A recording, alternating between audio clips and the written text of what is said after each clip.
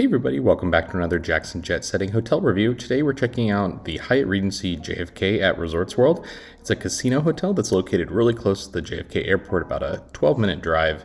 No airport shuttle, and this was a middle of the night stay, so not a lot of footage that happened here since we were just on a very quick layover. But we took a taxi from the airport. It was about $20 to get there. There are some subway connections as well that you can use, but for us the easiest was the cab. Really nice airport hotel though.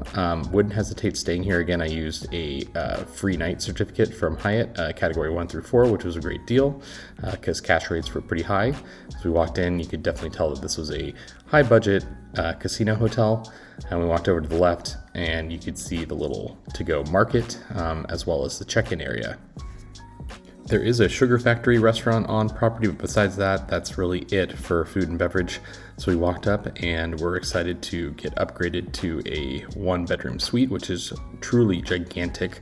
There's actually 2 bathrooms with 2 showers in here. So a really nice room for an airport stay. So here's the guest bathroom.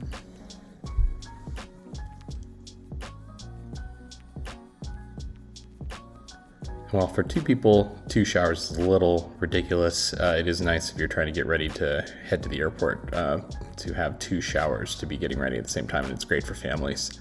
So here's the living room area as well as the bar area with some coffee right there.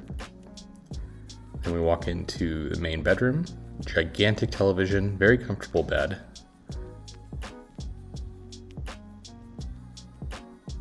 And then check out the closet. And walk inside to the massive bathroom, and this is truly a sweet bathroom out of my dreams here.